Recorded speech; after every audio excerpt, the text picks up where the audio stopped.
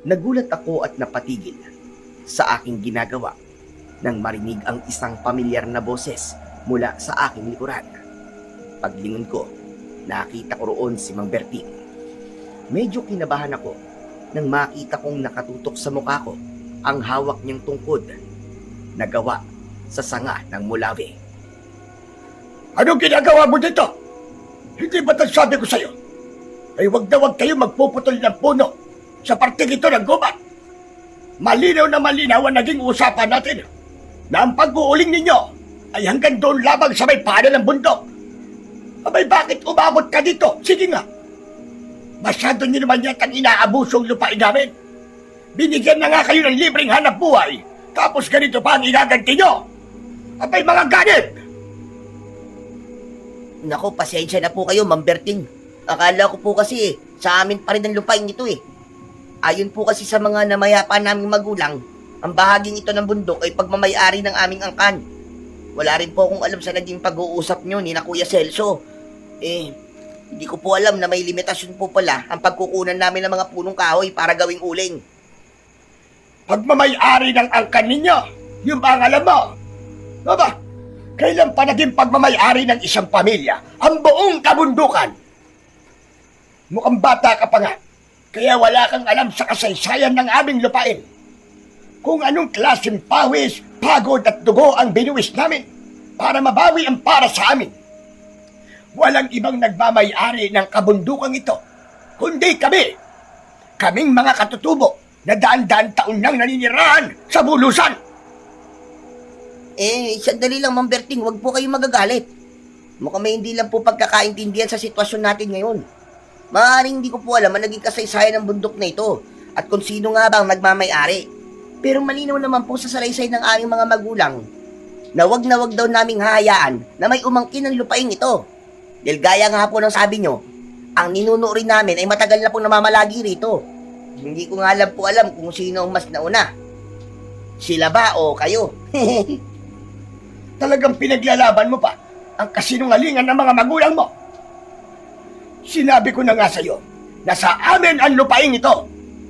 Wala kang ideya kung ano ang maaari mong maging kaparusahan kapalit ng pinili mong mamutol ng mga puno hanggang sa pinakatuktok ng bundok.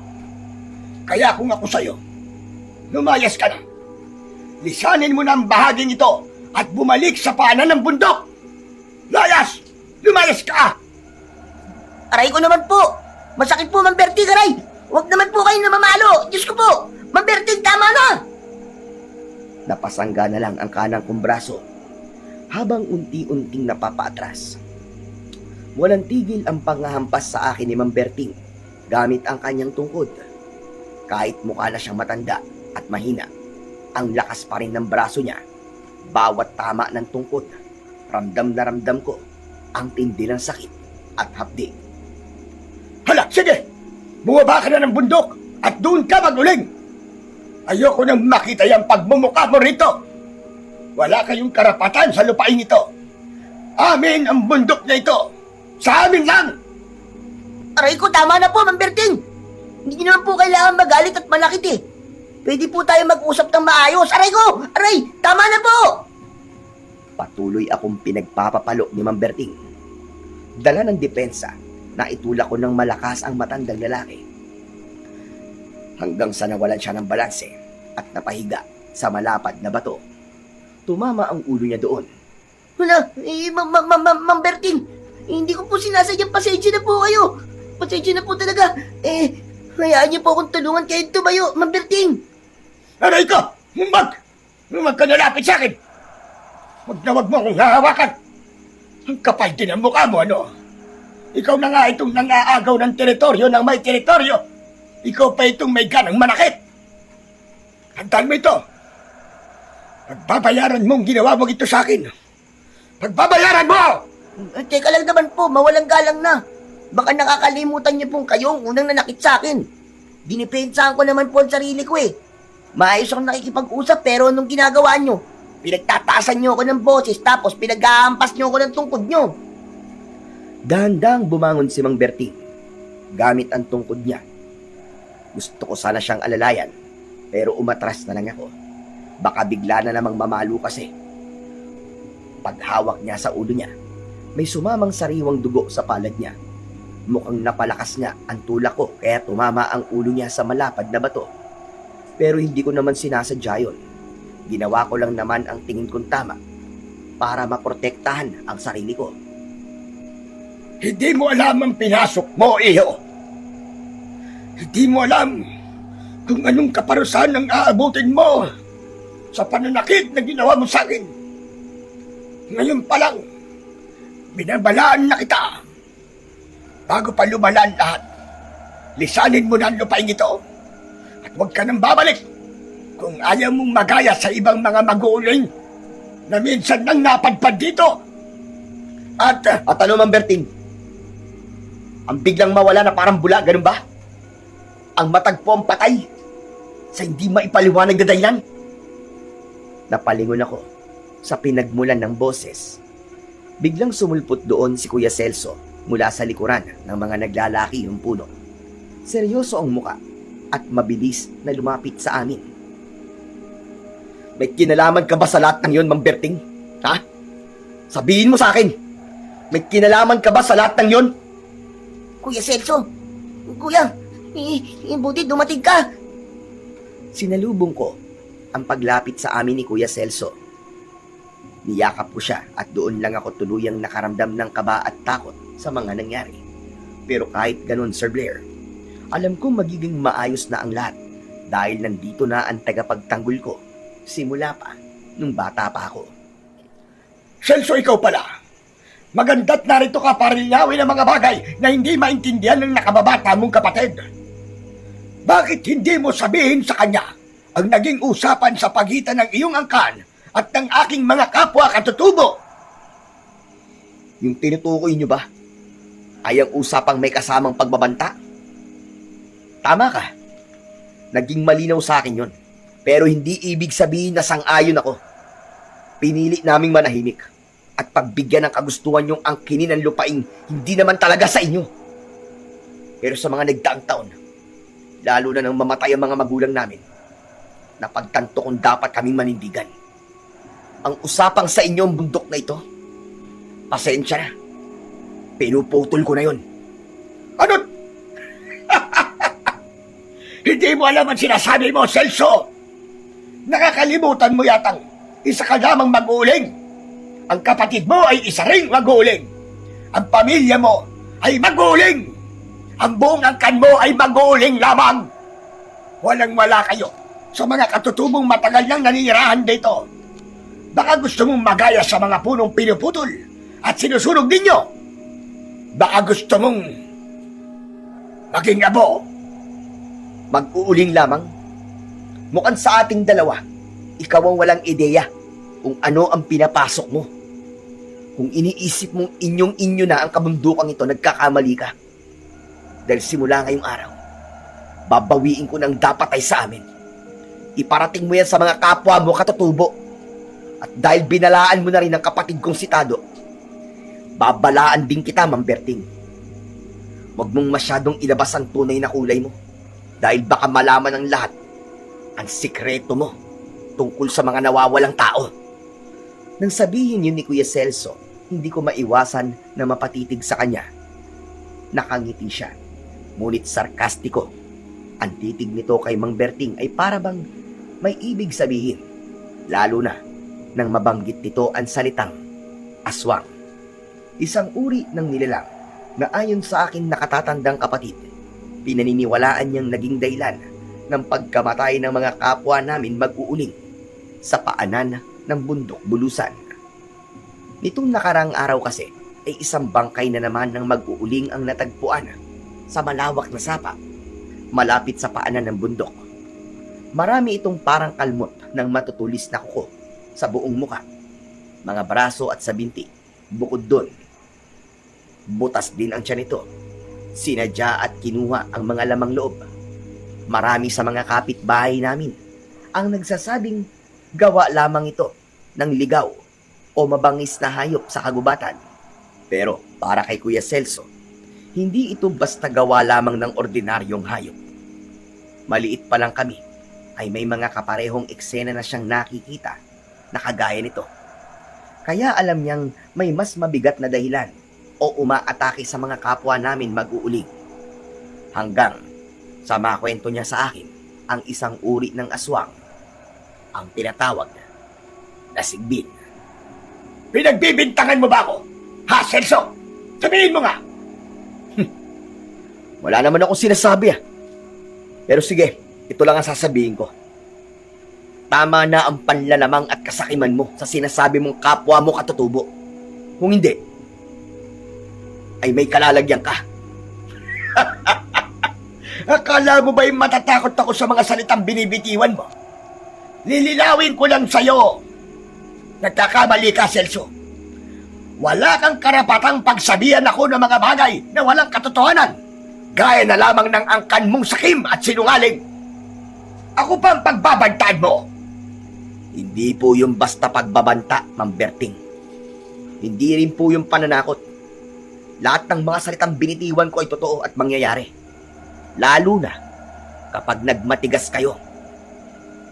Sabi mo nga, di ba? Maging sakim at sinungaling. Tado, ipagpatuloy mo ang pagputol ng mga punong kahoy sa parting to ng gubat. Walang makakapigil sa atin. May kota tayo ngayong linggo na dapat matapos at maabot. Huwag kang papadaig sa mga taong puro salita. Ngunit wala namang gawa. Hindi pa rito natatapos ang usapan at engkwentro nating dalawa, Celso. Asahan mong babalik ako at patutunayan ko sa inyo na amin ang lupain at kabundukan ito. Matapang ka ngayon. Pero tignan natin kung hanggang saan tatagal ang tapang mo na yan. Sige, Ma'am Berting. Hihintayin ko po kayo. Pero uulitin ko lang, ha? Sana naging malinaw po yung mga sinabi ko kanina. Yun lang po. Paalam, Ma'am Berting. Bakas na bakas sa mukha ng matanda ang inis at galit dahil sa mga pagsagot na ginawa ni Kuya Celso sa kanya. Tumalikod dito at paika-ikang naglakad papasok sa masukal na kagubatan. Ilang minuto pa, tuluyan na itong nawala sa aming paningin. Doon lang din ako nakahinga ng maluwag dahil sa wakas, wala na ang taong kanina lang ay nanghahampas sa akin ng paulit-ulit. Hindi ko maiwasan na mapatawa at mapamangha dahil sa katapangan ng aking nakatatandang kapatid. Tapang mo doon, kuya. Napaalis mo yung sakit sa ulo ng mga kapwa namin maguling. Tsak na hindi na babalik yun dito sa takot at sa banta mo. Pero aminin mo, kuya, ha? Panakot lang yun, di ba? Alam ko namang hindi mo kayang gawin talaga yun eh. Sino nagsabi sa hindi ko kayang gawin yun? Lahat ng sinabi ko totoo. At wala ni isang bagay ron ang nagbibiro ako. Talaga, kuya? Abuti ka lang. Baka naman mamaya magwelga at magwala yung mga katutubo na yun dahil sa mga sinabi mo. Akala ko pa naman na ginawa mo lang yun para mapaalis siya. Seryoso ka pala talaga sa mga pinagsasabi mo kanina, kuya. Naku, kinakabahan tuloy ako ngayon eh. Bakit ka naman kakabahan, Tado? Di ba sinabi ko na sa'yo na ang una mong alisin dyan sa utak mo ay ang kaba at takot? Hindi ka maililigtas niyan sa kapahamakan. Eh kasi naman, Kuya Celso eh. Halos linggo-linggo may mga namamatay na kapwa natin maguling. Tapos pinipilit mo pa akong umabot dito para lang magputol ng punong kahoy. Eh paano? Kung ako na yung isunod nung, alam mo na, yung sinasabi mong aswang na gumawa sa kanila noon. Kasi kung totoo sila, sino bang hindi kakabahan at matatakot, di ba? Oo, Tado, pinakit kita rito para mangahoy. Pero isang bagay ang nakalimutan mong tandaan. Ipapaalala ko ulit sa'yo, ha? Aray ko, yung bakit ka naman namimikit na no? Ang sakit kaya nun. Para matandaan mo. Di ba sabi ko sa'yo kahapon, huwag kang matatakot dahil sa atin naman talaga ang lupain ito. Isa pa, huwag kang matatakot dahil hindi ko hahayaan na may mangyari sa'yo. Kaya alisin mo na yung pangamba sa isip mo. Magpakita ka naman ng tapang para hindi ka magaya sa mga biktima wala, kalimutan mo na lang yung sinabi ko. Sa mga kapwa natin maguling. Natakot ba talaga sila? Kaya nagkaganon? O baka naman nakakatakot talaga yung nambibiktima sa kanila? Siguro kung tao ang makakaharap ko, gaya ni Ma'am Berting, aba, oo naman at tatapang talaga ako. Natulak ko nga siya kanina eh. Kahit nakukonsensya pa ako ngayon. Pero kung aswang ang pag-uusapan, kuya naman, iba na yon. Naaalala ko pa nga lang yung mga kwento eh. Nangingilabot na talaga ako eh. Yung ano ba? Yung tungkol ba sa mga sigbin? Oo, kuya. Yung tungkol nga sa kanila. Teka, nakalimutan ko kasi yung ibang detalye. Ano nga ulit yung tungkol sa kanila, kuya? Ilan sa mga naaalala ko kasi, sila yung uri ng aswang na madalas na nang bibiktima sa gabi, lalo na sa mga mag-uuling. At aray ko, bakit mo na naman pinitikan mo ako, kuya? Ang sakit na kaya? Kuya talaga, oh. Talagang makakalimutin ka, no? Nangingilabot ka, pero hindi mo natandaan lahat. Itigil mo na nga muna yung pagpuputol ng puno at makinig ka muna sa mga ikikwento ko sa'yo. Pakinggan mo maigi, ah. Sandaling napabuga ng hangin si Kuya Celso at saka napatanaw sa kawalan. Makalipas ang ilang sandali, muli niyang isinalaysay sa akin ang tungkol sa mga aswang, lalong-lalo na sa sinasabi niyang mga sigbin. Ang mga sigbin ay uri ng aswang na sobrang laganap o nagkalat sa lupain ng Visayas at Mindanao. Hindi sila masasabing kabilang sa mga matataas na uri. Ngunit kahit ganun, labis pa rin silang kinatatakutan dahil sa kakaiba nilang itsura, kakayahan at paraan ng pambibiktima. Ano ba ang pagkakaiba nila sa ibang uri ng mga aswang, kuya? Gaya ng sinabi ko sa iyo at sa naaalala mo, madalas silang mambiktima sa gabi, lalo na sa mga kapwa nating maguling. Nung una, ayon sa kwento ng ating mga nakatatandang kaangkan, hindi raw talaga sila nang bibiktima o kumakain ng mga tao. Ang tanging paborito lang nilang gawin noon ay ang manakot at kumain ng isang bagay na pamilyar sa'yo, Tado. Ang uling. Uling? Kumakain sila ng uling, kuya? Teka, may lasa ba yun? Parang kung ako yung kakain eh. Ang tabang at ang pakla nun. Walang malinaw na paliwanag kung bakit yun ang una nilang naging paboritong kainin. Pero siguro, gaya ng ibang nilalang, nagsasawa rin sila. Kaya't naisipan nilang tao naman ang tikman at kainin. Hindi ako magtataka kung mag-uling ang una nilang may isip dahil yun lang naman ang taong malapit sa una nilang naging pagkain. Kuya, saan mo pala nalaman ng mga bagay na yan? Nakakita ka na ba ng sigbin? O kaya naman yung ibang uri ng aswang? Dito kasi sa bayan natin, marami ang nabibiktima at namamatay pero ni minsan, hindi ko pa nakikita kung sino ang gumawa nun. Mahirap kasi paliwanag, Tado eh. May ilang bagay rin kasi akong hindi pa nasasabi sa'yo. Dahil, alam mo na, hindi pa itong tamang panahon. Pero kung sasagutin ko ang tanong mo, oo, nakakita na ako. Sa katunayan niya eh, hindi lang nakita, kundi, alam mo na, nakainkwentro at nakalaban ko pa. Wow! Talaga, kuya? Parang wala ka namang nakikwentong ganyan sa akin eh. Halos nasa iisang bahay tayo at sabay lumaki pero ni minsan, hindi mo nabanggit yan. Ikwento mo naman sa akin, kuya. Gusto ko malaman kung anong itsura nila. Anong kakayahan nila o kaya naman paano sila nang bibiktima. Saka paano mo sila natalo, kuya? Kasi parang tama naman si Ma'am Berting, di ba? Mag-uuling lang tayo. Ang pagkakaiba lang natin, mas matapang ka. Sige na, kuya. Ikwento mo na sa akin. Gusto ko talagang malaman eh. Hindi ko mapigilan ang excitement habang nakikinig sa mga kwento ni Kuya Celso. Gustong gusto ko nang malaman kung paano niya nakaharap at nakalaban ang isang sigbin. Napansin kong napangiti siya at medyo natawa sa reaksyon ko. Para raw kasi akong batang atat na marinig ang kasunod. Ayon sa personal kong karanasan, ang mga sigbin ay parang sa aso ang hugis ng kanilang pangangatawan. Pero mas malalaki sila at mas makakapal ang mga balahibo. Ang buntot nila ay mas mahaba na ang galaw ay para bang nagsasayaw. Alam mo yun? Parang hangin o alon yung galaw. Tapos, malalaki at malalapad din ang kanilang mga tenga na para bang kagaya ng sakuneho. Isa yan sa ginagamit nila upang makahanap ng mabibiktima. Ang mukha naman nila ay parang sa lobo, ngunit mas nakakatakot lang kung pagmamasdan dahil bukod sa pulang-pulang kanilang mga mata, matatalim din at mahahaba ang kanilang mga pangil. Pagapang sila kung maglakad. Pero kabahan ka kung sila ay nakatuwad. Ano? Nakatuwad? Tika, sinusubukang imagine ng utak ko. Nakatuwad. Ano yun? Kuya, bakit sila nakatuwad? Nakakatawa kung iisipin. Pero sa oras na sila ay tumuwad ng posisyon, yun na ang hudyat na atake sila ng malakas at mabilis. Isa yun sa bagay na hindi ko inaasahan.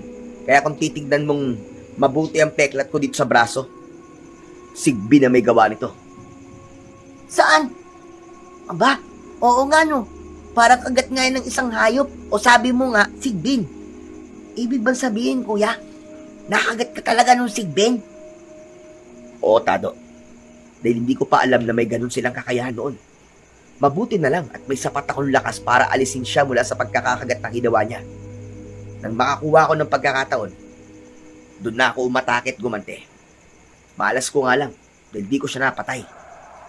Ano, kuya? Hindi mo napatay yung sigbin? Ibig sabihin, nandito pa siya at pagala-gala.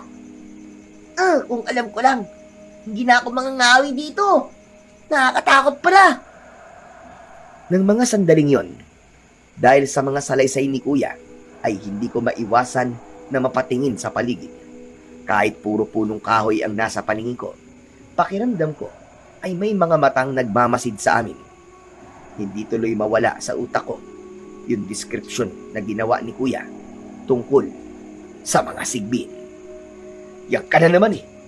Para ka na naman paslit na takot sa kwento ng matatanda. Pagkakaiba lang, totoo yung sinasabi ko kanina.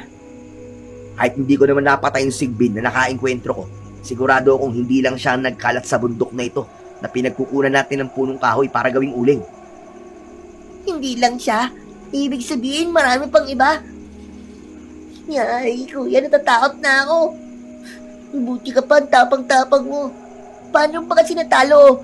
Napatakbo yung sigbin. Baka pwede mo naman akong turuan. Alam mo na, kuya, baka isang araw makakita rin ako nun. Para alam ko yung gagawin ko. Para kaya kong proteksyonan yung sarili ko laban sa kanila, di ba? Gaya nga lang sinabi ko kanina, Tado. Hindi pa ito ang tamang panahon. Isa pa, hindi rin ako sigurado kung dapat ka nga bang matuto sa paraan naming mga... hindi. Ang ibig ko sabihin, hindi ako sigurado kung babalik pa sila. Saka di ba, sabi ko sa'yo, na huwag kang matatakot dahil handa kong ipagtanggol ka kahit anong mangyari. Alam ko naman yung kuya eh. Pero paano nga kung wala ka sa tabi ko? Hihintayin pa ba kita? Kahit nasa kapahamakan na ako? Kaya nga sana kuya, baka naman maturuan mo ko kung ano man yung gusto mong sabihin sa akin. May tamang panahon ka pang nalalaman dyan. Ilang segundong na naig ang katahimikan. Napatigil ako sa pagngisi nang makitang biglang naging seryoso si Kuya Celso. Napatingin siya sa lupa. Tila napakalalim ng iniisip. Mukhang may mga bagay siyang gustong sabihin sa akin, pero hindi niya magawa dahil sa isang mabigat na dahilan. Kaya para pagaanin ang sitwasyon, iniba ko na lang ang usapan. Ayoko rin naman siyang pilitin sa isang bagay na hindi siya komportable. Kuya, maiba tayo. Gaano po pala karaming punong kahoy ang kailangan natin putulin para sa kutang sinasabi mo kanina? Medyo malayo na kasi sa paanan ng bundok tong pinagkukunan natin ng pag-uuling eh. Parang marami-rami na rin dahil nung nakaraang araw pa tayo nagsimula eh. Siguro mga 10 hakot patado. Bago dumilim yung paligid, kailangan makababa ka na sa paanan ng bundok. Maganda ka rin dahil pagkatapos nating ihanda yung uulingin, pupunta naman tayo sa bahay ni Mang Nestor. Bakit kuya? Anong meron? Inimbitahan niya tayo para sa kaarawan ng anak niya babae. Karamihan nga sa naroon ay kapwa natin mag-uuling. Kaya hindi ka masyadong mahihiya. Maligo ka rin at magbihis ng maayos. Birthday yung pupunta natin mamaya, hindi piyesta. Sige Kuya Celso. Ayos! Sa wakas, makakakain ulit tayo ng masarap. O siya, doon na muna ako sa kabilang parte magpuputol ng puno Tawagin mo lang ako kung kailangan mo ng alalay o tulong, okay? Ayos kuya! Nang makaalis si Kuya Celso, nagpatuloy na rin ako sa aking ginagawa. Ilang oras din ang ginugol ko sa pagputol ng mga naglalaki ang punong kahoy sa pwestong kinalalagyan ko. Nang matapos ako, pinagsama-sama ko ang mga troso at tinalian ng malaking lubid. Naisip ko kasi na imbis isa-isahin buhatin, hihilahin ko na lang ang mga ito pababa. dahil nasa itaas na bahagi naman ako ng bundok. Kampante akong hindi ako masyadong mahihirapan dahil sa tulong ng gravity. Pero bago pa ako tuluyang makakabang pababa, isang bagay ang biglang nakaagaw ng atensyon ko. Hindi ko napigilang lapitan ang malapad na bato, ang mismong pwesto kung saan bumagsak ang napahiga na si Mang Berting kanina nang maitulak ko siya. Naroon pa rin ang bakas ng dugong naiwan niya sa ibabaw ng bato. Pero biglang napataas ang kilay ko. May kakaiba kasi sa itsura nito. Kahit medyo nandidiri, dahan-dahan kong pinahid gamit ang dulo ng aking daliri ang natitirang likido para suriing mabuti. Lumapit pa ako lalo para maamoy ito. Walang lansa ng normal na dugo, kundi amoy ng nabubulok na laman. At hindi ako pwedeng magkamali. Hindi kulay pula ang dugong yun gaya ng inaasahan ko, kundi malapot at kulay itim. Hala, bakit ganito? Hindi ba dapat kulay pulang dugo ng tao? Bakit iba yung kay Mang Berting? Siguro dahil masabang ugali niya. Idinaan ko na lamang sa biro ang mga napansin habang pinupunas sa isang sanga ng puno ang dugong nasa palad ko. Nagbibiro man, pero lamang sa akin ng pagtataka dahil sa unang pagkakataon lang ako nakakita ng ganon. Ipinagsawalang bahala ko na lamang at nagpatuloy na ako sa aking ginagawa. Halos kalahating oras din ang iginugol ko bago tuluyang makababa sa paanan ng bundok. Agad kong hinila ang napakarami at malalaking punong kahoy papunta sa malapit sa sapa kung saan namin binubuo ang aming uling. Halos lahat ng mag-uuling ay malapit sa sapa gumagawa dahil na rin sa bigay nitong tubig. Delikado kasi ang pag-uuling, lalo na't kasama rito ang pagbuo ng apoy. Upang makasigurong laging ligtas, dapat ay handa kaming matupok yon at ang tanging paraan ay ang tubig na nagmumula sa sapa. Kabababa mo lang ng bundok, Tado? Oo, kuya. Pinagsabay-sabay ko na kasi ngakutin para isang baba na lang. Medyo natagalan eh. Kaya ngayon lang ako nakababa sa paanan ng bundok. Tama lang naman ang dating mo eh. O sige, asikasuhin na natin to na matapos na tayo na maaga. May selebrasyon pa tayong pupuntahan mamaya. Nagsimula na nga ako sa pagpuputol ng mga punong kahoy na nakuha namin sa taas. Kailangan kasi itong hati-hatiin para maayos na maisalansang mamaya kapag itatambak na sa pag-uulingan. Si kuya naman ay nagsimula na magukay malapit sa sapa. Nanguha na rin siya ng mga kugon na damo, dahon ng saging at ibang kailangan para sa pag-uuling na gagawin namin. Ilang oras ang lumipas, sa wakas ay nabuo na namin ang susunugin at gagawing mga uling. Sinindihan na yon ni kuya mula sa ilalim at matyagang binantayan. Siya na raw muna ang totoka para makaligo ako at makapag-ayos. Pagbalik ko ay ako naman ang sandaling magbabantay doon bago kami pumunta sa birthdayan. Madilim na nang makarating ako sa bahay namin. Simple lang ito. Gawa sa mga magagaan na materyales gaya ng kahoy, nipa, dahon ng niyog at iba pa. Pamana pa ito ng aming lolo at lola hanggang kina mama at papa na matagal na ring wala sa mundo. Nang makalapit sa balon sa likod ng aming bahay, ay nagsimula na ako maligo. Habang naliligo nga, ay hindi ko maiwasan na maalala ang aming mga magulang. Bata pa ako noon, at kahit hindi ko matandaan ng buong detalye kung bakit sila namatay, ay tandang-tanda ko naman ang bilin nila sa amin ni kuya. Ayon sa kanila, wag daw kaming papayag na may umangkin ng bundok at lupain na pagmamay-ari daw ng aming angkan. Marami na raw sumubok na angkinin nito, pero dahil palaban sila, lahat ng mga yon ay nabibigo. Bago sila malagutan ng hininga, ang natatandaan ko lang ay marami silang sugat sa katawan. Hindi malinaw sa akin kung bakit at hindi na rin ako nagtanong pa. Dahil sa tuwing bubuksan ko ang paksang yon kay Kuya Celso, palagi siyang natatahimik. Kaya sumuko na rin akong alamin pa. Baka magkaroon pa kami ng hindi pagkakaintindihan. Matapos makaligo at makapag-ayos, ay bumalik na ako malapit sa sapa. Si kuya naman nang umalis at mag-isa akong naiwan doon. Yung iba kasi na mag-uuling ay maagang nagpunta sa birthdayan dahil mag-iinom pa raw sila. Sadyang nagpahuli kami dahil wala naman sa amin ni kuya ang mahilig sa alak. Habang inaayos ko ang paminsan-minsang paglabas ng baga sa ulingan, hindi ko maiwasan na mapatingin sa kabilang parte ng sapang malapit sa kinilalagyan ko. Para kasi akong may nakitang dumaan doon na kulay itim, pero hindi ko mapagtanto kung hayop ba o kapwa ko mag-uuling. Napatigil ako sa ginagawa ko at napatayo ng tuwid.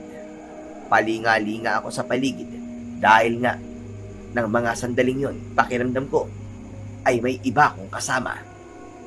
May tao ba dyan? Mang Kardeng? Mang Nestor? Kuya Jacob? Kung sino man nandyan, hindi magandang biro yung ginagawa nyo, ha? Halos tawagin ko na ang lahat ng pangalan ng mga kapwa namin mag-uuling, pero walang sumasagot sa kabilang sapa. Napalunok ako ng laway habang unti-unting bumabalik sa aking ginagawa. Kahit inaayos ko na ang aming ulingan, hindi maiwasan ng mga mata ko ang mapatingin sa kabilang sapa dahil malakas ang kutob kong may nagmamasid talaga sa akin mula roon. Hanggang sa maaninag ko nga ang isang figura na para bang aso. Madilim man, nakita kong nagkulay pula ang mga mata nito, kaya naman tuluyan na akong nakaramdam ng kaba at takot. Dali-dali akong napakapa sa aking tagiliran upang kunin sana ang dala kong flashlight, pero nakalimutan kong binigay ko pala yon kay Kuya Celso kanina. Hindi ako natatakot. Hindi ako natatakot. Sabi ni Kuya, huwag daw ako matatakot. Matapang ako. Matapang ako. Sa sobrang taranta, dumampot ako ng mahabang piraso ng kahoy at mabilis ko tong isinindi sa apoy ng ulingan. Nang magliyab ito at magsilbing sulo, agad ko itong itinutok sa unahan, doon sa may kabilang pampang ng sapa.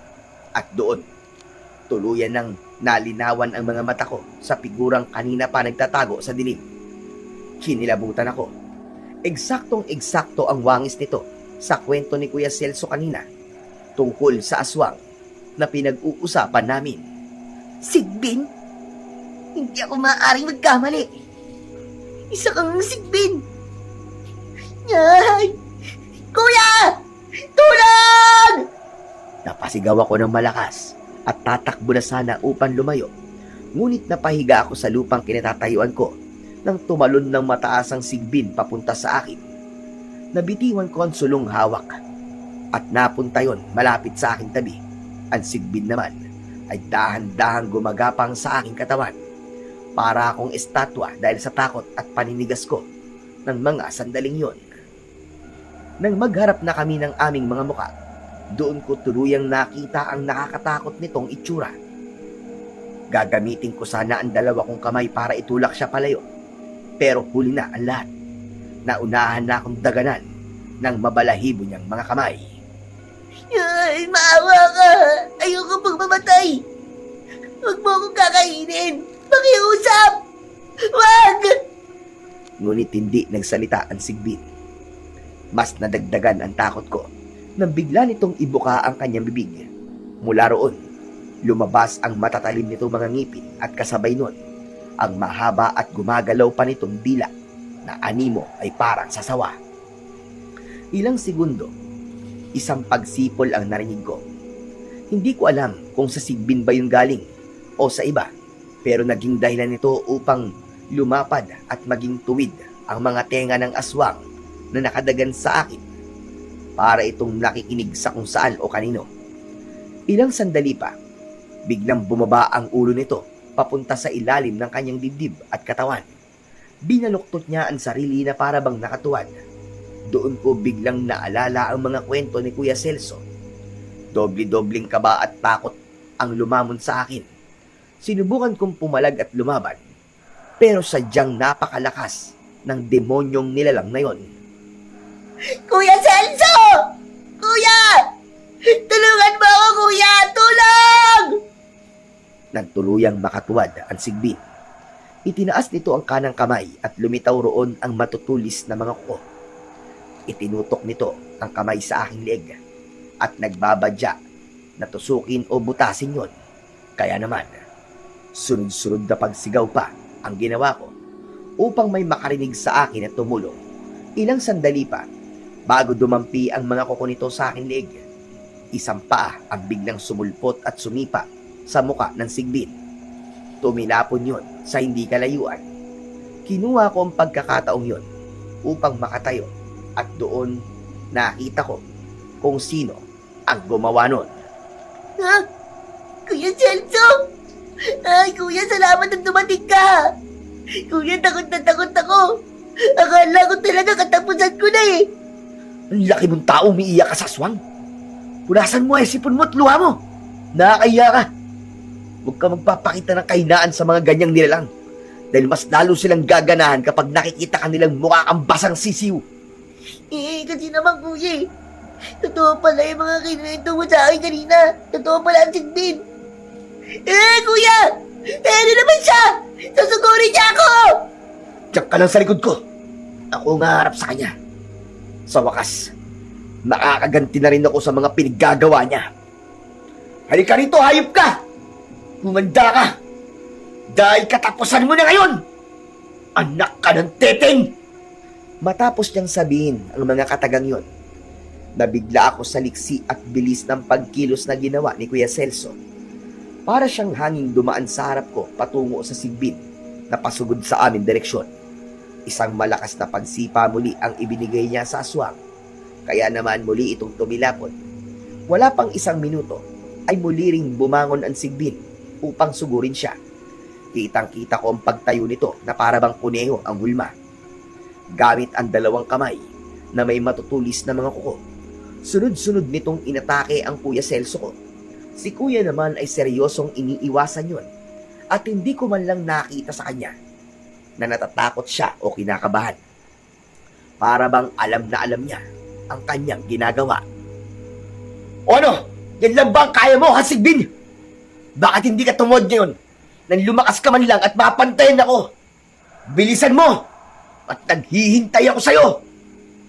Mula sa mga sinabi ni Kuya Celso, napakunot ang noo ko, Sir Blair. Hindi ko alam ang eksaktong dahilan kung bakit hinihintay niya pang tumuwad ang Sigbin. Gayong yun ang pinakamalakas nitong paraan at kakayahan. Hindi ko man lang alam ang nasa isip ni Kuya ng mga sandaling yun. Pero, alam kong hindi siya gagawa ng isang bagay na hindi niya kaya. Ilang sandali pa, isang pagsipol muli ang narinig ko. Dahil doon, napatigil ang aswang sa pag-atake at muling lumapad ang mga tenga na animoy may pinapakinggan. Sa muling pagsipol, dahan-dahang tumutuwad ng Sigbin.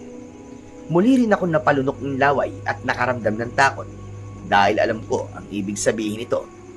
Nabaling ang tingin ko kay Kuya dahil mula sa likuran nito, dahan-dahan niya namang kinukuha at hinuhugot ang isang mahabang punyal.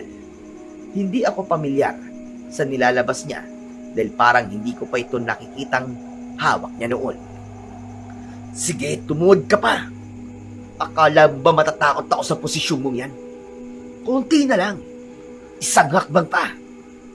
Magpapaalam ka na sa mundo, hayop ka. Katapusan mo na ngayon, Sigbin! Nagtuluyang mailabas ni Kuya ang hawak niyang punyal. Saktong nakatuwad na ang Sigbin sa harapan niya. Walang pag-aalinlangan. Isang malakas at mabilis na pagsugod ang ginawa niya. Pagkalapit niya, buong lakas niyang iniangat ang dalawang kamay at saka ibinaon ang talim direkta sa batok ng Sigbin. Narinig ko pa ang tunog ng bumaumbakal sa laman at buto nito. Bumuga ang malapot at itim na dugo sa mga kamay ni Kuya. Ang nilalang naman ay hindi na nakagawa pa ng kahit na anong tunog o galaw. Diretso itong bumagsak at humandusay sa basang lupa. Tama nga nakuha kong impormasyon. Ang mismong kalakasan nyo, ang kahinaan nyo. Malas mo lang dahil ako ang natapat sa'yo ngayon. Kuya, ang galing mo na patay mo siya. Iniligtas mo ako, Kuya. Dahan-dahang lumalapit si Kuya sa akin habang nakangiti at napapailing. Alam kong ayaw niya akong umiiyak ng mga sandaling yon. Pero hindi ko talaga mapigilan dahil sa labis na takot na nararamdaman ko. Sinabi ko na sa'yo, di ba? Na huwag kang iiyak sa harap ng mga ganyang hayop. Ha? Ang laki-laki ng katawan mo pero umiiyak ka dahil lang sa... Kuya, takot na takot talaga ako eh. Akala ko mamamatay na ako rin sa gubat. Akala ko ito na ang huling gabi na makakasama kita. Hindi ko alam ang gagawin ko. Kung wala ka sa tabi ko, kuya. Huwag mo na akong iiwan ulit, ha. Nakakatakot dito, eh. Tado, tumahimik ka nga muna. Tado ka talaga eh. Punasan mo yung luha mo at makinig ka sa akin, okay? Bakit, kuya? Ano ba yun? Saan ka tumitingin? May naririnig akong kaluskos sa damuhan sa likod mo. Hindi lang mag-isang sigbi na to. May kasama pa siya. Diyos ko. Kuya, anong gagawin natin? Wala na. Hindi yan tumahimik. Mukhang naramdaman niyang naramdaman natin siya. Ha? Ano yung kuya? Wala. Halika na nga. Lumapit ka sa akin at payakap ang kuya para mawala na yung daga sa dibdib mo. Grabe naman sa daga, kuya. Pero salamat talaga, kuya. Salamat sa pagkakaligtas mo sa akin. Yun ang mga huling salitang lumabas sa bibig ko bago ko tuluyang isinubsob ang mukha ko sa dibdib ng kuya ko at niyakap siya ng maigpit. Iniligtas niya ang buhay ko sa gabing yon mula sa kamay ng aswang. Tama nga ang palagi kong iniisip noon pa man. Basta nasa tabi ko si kuya, alam kong ligtas ako sa kahit na anong panganib. Imbis na itulak ako palayo o asarin muli, nabigla ako sa naging reaksyon niya. Sa unang pagkakataon sa buong buhay ko, gumante si kuya ng yakap sa akin. Naramdaman ko ang higpit na mga braso niya, ang init ng kanyang katawan at ang bigat ng kanyang paghinga. Doon ko napatunayan kung gaano niya ako kamahal at kung gaano niya ako gustong ingatan bilang kanyang kapatid. Hindi ba't paulit-ulit kong sinasabi? Hindi kita iiwan at pababayaan. Handa akong protektahan ka kahit pa sa pinaka nakakatakot at pinakamasasamang nilalang sa mundo. Pinapangako ko yung kina mama at papa na hindi ako papayag na may ibang mananakit sa iyo. Handa akong ibuwis ang buhay ko para sa iyo, Tado. Kuya naman eh, lalo mo akong pinaiiyak eh. Pasensya ka na kung hindi ko maiwasan na maluwa. Alam kong ayaw mo ko nakikitang ganito, kuya, pero wala, hindi ko talaga maiwasan. Kuya, pumapatak eh. Bakit kasi hindi ko naman na yung tapang mula sa inyo ni Papa? Eh di sana kaya ko rin labanan yung sigbin gaya ng ginawa mo. Paano mo ba kasi nagagawa yung kuya? Paano mo maging matapang? Bumitaw si kuya sa pagkakayakap sa akin. Tapos ay seryoso niya akong tinignan sa mga mata. Pinunasan niya ang mga luha ko at saka ngumiti ng matamis. Minsan lang gawin yon ni kuya, kaya alam kong sobrang maganda ang mga sasabihin niya sa akin. Tado, katapangan ang unang-unang katangian na kailangan sa totoong tungkulin ng angka natin. Dahil kapag hawak mo ang tapang, hindi ka aatras o matatakot sa lahat ng mga masasamang nilalang dito sa mundo. Tungkulin, kuya? Anong ibig mo sabihin? Tungkol ba ito sa trabaho natin bilang mag-uuling sa bundok? Eh, wala namang kinalaman ng tapang sa paggawa ng uling ah. Di ba sabi mo lang sa akin nun? Kailangan ko lang ng lakas ng katawan at wag akong maging lampa. Yan ba ang tinutukoy mo? Kalimutan mo muna ang ulingan, Tado. Pantakip lang natin ang trabahong yon para malayang makapag-ikot-ikot sa mga bundok at gubat. Panahon na para malaman mo ang totoong responsibilidad ng dugo natin. Halika, dumiretso na tayo sa karawan ng anak ni Mang Nestor. Hinihintay na nila tayo ron. Doon ko ikikwento sa iyo ang lahat. Kasama ang mga kapwa ko. Antingero. Ano, kuya? Antingero? Totoo ba yung Kuya Celso? Isa kang antingero? Nakita ko ang mahinang pagtango ng aking nakatatandang kapatid. Dahil doon, sandali ako natahimik at sinusubukan pang isipin ang mga impormasyon na nalalaman ko. Muli kong pinagmasdan ang sigbin na pinatay ni Kuya at nakahandusay sa lupa. Muli kong ibinalik ang tingin sa kanya. Doon ko napagtanto na kaya pala magaling siya sa pakikipaglaban at may hawak na punyal ay dahil hindi siya pala basta mag-uuling lamang, kundi isang antingero. Alam kong nakakalito pa at parang ang hirap paniwalaan. Pero ito ang totoo, Tado. Itinago ko sa iyo ang katotohanan tungkol sa tungkulin at gawain ng pamilya natin dahil ayokong malagay ang buhay mo sa kapahamakan. Dahil sa oras sa pasukin mong tungkuling ito, asahan mong lahat ng malas at masama ay nakasunod sa iyo. Teka, tungkulin at gawain ng ating pamilya? Ibig sabihin, alam din to ni na Mama at Papa? Sumunod ka sa akin, Tado. Sandaling inayos ni Kuya ang aming ulingan bago maglakad paalis sa lugar na yon. Bago sumunod, sandali ko pang tinignan ang wala ng buhay na sigbin. Nang makita ang dugong tumutulo mula sa batok nito, nanlaki ang mga mata ko. Kagayang-kagaya ito ng dugong nanggagaling kay Mang Berting dahil imbis na pula, kulay itim din yon. Hindi ko tuloy maiwasang mapaisip kung nagkataon lang ba o mukhang tama ang naging banta ni Kuya Celso sa kanya na baka may koneksyon ang mga katutubo sa mga aswang na umaatake sa mga mag-uuling. Matapos suriin, ay mabilis akong sumunod kay Kuya papunta sa bahay ni Mang Nestor kung saan nagaganap ang kaarawan ng kanyang anak. Sandali lang bumati si Kuya Celso sa mga naroon at agad akong hinila papunta sa likod ng bahay na yon kung saan makikita ang isang may kaliitang kubo. Bago kumatok at pumasok, sandali niya pa akong hinarap at nagturan. Tado, makinig kang mabuti ah. Gusto kong buksan mo ang isip mo sa mga makikita at malalaman mo ngayong gabi. Alam kong nagugulo ang kapat na bibigla sa mga nangyayari. Matagal ko na sana tong inamin sa iyo eh. Pero inilihim ko to para sa kaligtasan mo. Tado, ang mga kasamahan nating mag-uuling na nandito ngayon, hindi lang sila basta trabahador. Mga antingero rin silang lahat. Sa pagbukas ng pinto, bumungad sa amin ang mga kapwa namin mag-uuling. Nandoon sina Mang Nestor, Mang Carding, Kuya Jacob at marami pang iba. Lahat sila ay nakatitig at nakangiti sa akin. Ibang-iba ang aura nila ngayon sa nakikita ko sa tuwing kasama ko sila sa ulingan. May mga suot silang kwintas na may mga nakasabit na parabang bato na nasa iba't ibang hugis. May mga tattoo rin sila na ngayon ko lang nakita dahil madalas nakasuot sila ng long sleeve kapag nag-uuling. Ang mga tattoo ay parang mga katutubong simbolo. Gaya ni Kuya Celso, may kanya-kanya rin silang sandata gaya ng punyal, gulok, itak at iba pa.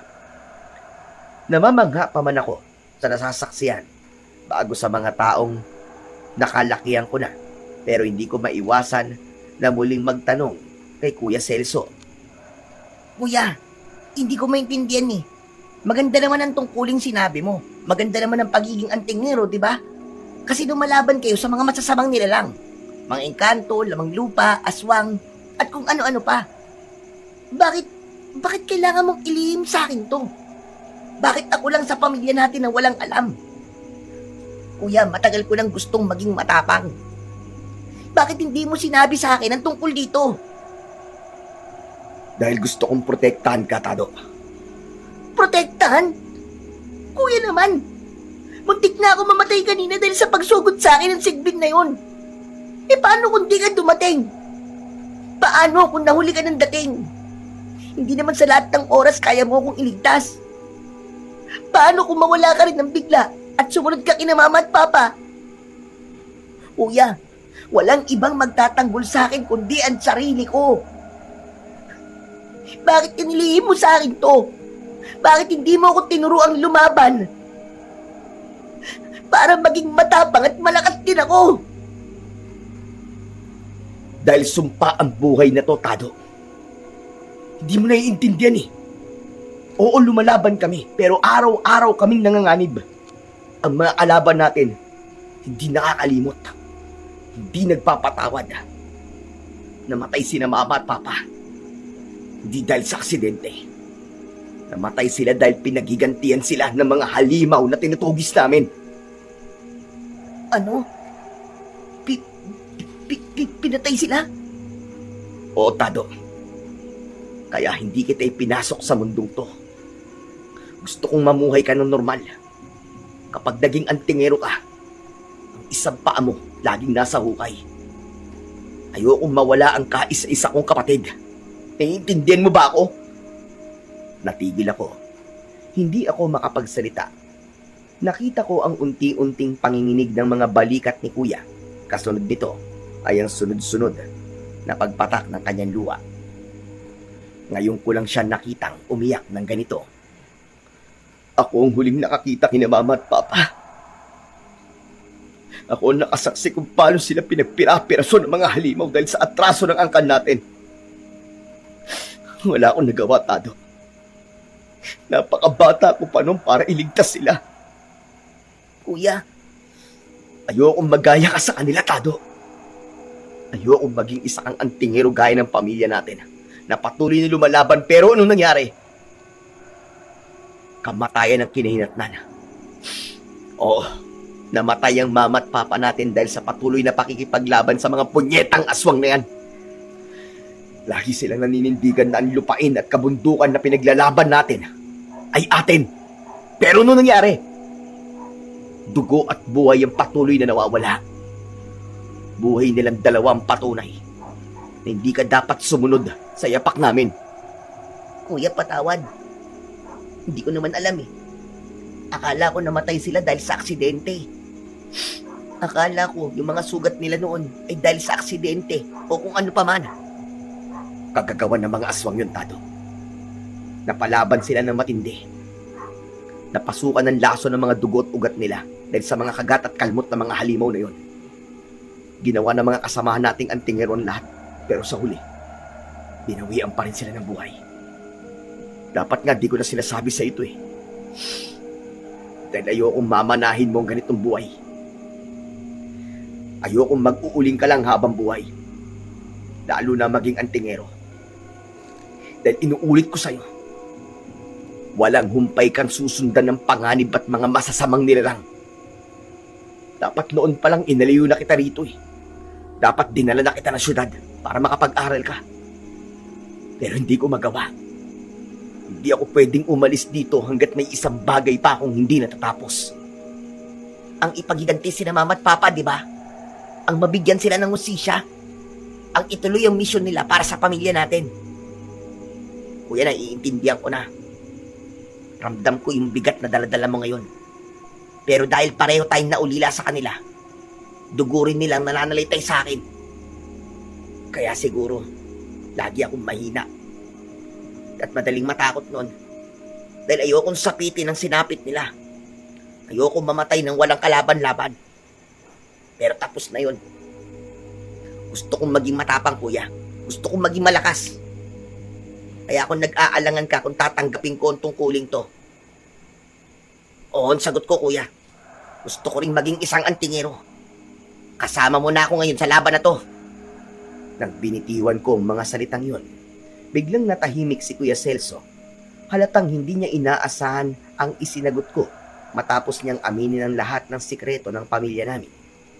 Napatitig lang siya sa akin ng ilang segundo. Wala siyang nasabi, pero sa hindi ko inaasahang pagkakataon, bigla siyang humakbang papalapit sa akin at niyakap ako ng sobrang higpit. Gusto lang kasi talaga kitang ilayo sana sa kapahamakan. Ayokong matikman mo ang hirap ng ganitong buhay. Paano kung mapahama ka? Naiintindihan ko ang takot mo, kuya. Pero hindi na natin may iwasan to. Nasa dugo na talaga natin ang pagiging antingero. Nasa kapalaran na natin na maging habulin ng mga halimaw at ng mga aswang dito sa bundok. Kahit anong tago mo sa akin, hahanapin at hahanapin nila ako. Makakaharap at makakaharap ko sila. Gustuhin ko man o hindi. Kaya mas kailangan kong matutong lumaban, kuya. Mahirap ang daan na gusto mong tahakin. Araw-araw ka makikipagsapalaran sa kamatayan. Handa ko, kuya. Kaya pakiusap, Huwag ka nang mag-alinlangan pa. Turuan mo na ako at isali mo na ako sa samahan nyo. Sigurado ka na ba dyan sa desisyon mo? Desidido ka na ba talaga, Tado? Wala nang atrasan to kapag pumasok ka na sa gawain ito. Oo, kuya. Sigurado na ako. Wala na akong pakialam sa panganib ngayon. Ang tanging gusto ko ngayon ay ang makatulong sa misyon mo. Gusto ko rin ipagiganti sina mama at papa. Gusto kong mabigyan sila ng hustisya. Gusto ko ding ubusin ang lahat ng lahi ng pumatay sa kanila. Natamimi si Kuya Celso sa mga sinabi ko. Hindi siya kumibo ng ilang segundo. Medyo kinabahan ako. Pero nang makita ko na nag-iba ang reaksyon niya, tapos bigla siyang tumango ng dahan-dahan, alam ko na nakuha ko na ang basbas niya. Tama ka. Panahon na nga para sumama ka na sa tungkulin natin. Panahon na para maging isa kang ganap na antingero. Seryoso ka, kuya? Payag ka na talaga? Isasama mo na ako sa inyo? Oo. Pero bago ka humarap sa mga aswang, kailangan muna natin dumaan sa matinding pagsasanay. Hindi sapat ang puro tapang lang. Simula bukas na madaling araw, sasanayin ko ang katawan at isip mo. Tuturuan kitang humawak ng iba't ibang armas at dumepensa laban sa mga atake ng mga nilalang ng dilim. Walang problema, kuya. Handang-handa na ako dyan. Kahit na anong hirap ng ensayo, titiisin ko ng buong puso. Hindi ako susuko. Pinapangako ko sa'yo. Magiging magaling din akong antingero balang araw. Grabe! Hindi ko na maintayan bukas. Gusto ko na mag-ensayo kaagad para makatulong na ako. Tipirin mo muna yung saya mo at saka yung lakas mo dahil kailangan mo talaga yan bukas. Halika na. Sabihan na natin sa kanilang isasama na kita sa samahan. Hinarap namin ni Kuya ang mga kasama namin at diretsahan niyang sinabi na sasali na ako sa samahan. Ipinahayag niya na magsisimula na ang matinding ensayo ko bukas. Sandaling tumahimik ang buong paligid. Tinignan nila akong lahat mula ulo hanggang paa. Ilang saglit pa, ngumiti ng malapad si Mang Nestor. Lumapit siya at tinapik ng malakas ang balikat ko. Sumunod ang iba pang mga kasamahan at isa-isa akong kinamayan ng maigpit. Napakainit ng pagtanggap nila sa akin. Pinalibutan nila ako, tinapik sa likod at binati ng may galak. Sabi ni Mang Nestor, matagal na nilang hinihintay ang araw na lalabas ang tapang sa dugo ko. Masaya silang lahat dahil nadagdagan ang puwersa nila laban sa mga aswang. Ramdam ko ang pagtitiwala nila. Hindi ako nag-iisa sa laban na ito. Isa na nga akong ganap na bahagi ng samahan. Kinabukasan ay maaga akong nagising. Agad akong tinawag ni Kuya. Inaya niya akong bumalik sa ulingan. Pagdating doon, nagtaka ko nang makitang wala na ang bangkay ng sigbin. Kuya, ba't wala na yung napatay mong aswang kagabi? Nasaan na yun? Kinuha na kaya ng ibang mga antingero? Hindi, imposible yun. Kasi magkakasama tayo kagabi. Malamang sa malamang, kinuha na yun ng kapwa niya aswang. Ha? Kinuha ng kapwa niya aswang? Bakit naman nila gagawin yun? Aanin naman nila ang aswang na wala ng buhay. Parang tao din sila, Tado. Kapag may namatay sa kanila, kinukuha nila yon at nililibing sa malayo. Nakakapanghinayang naman.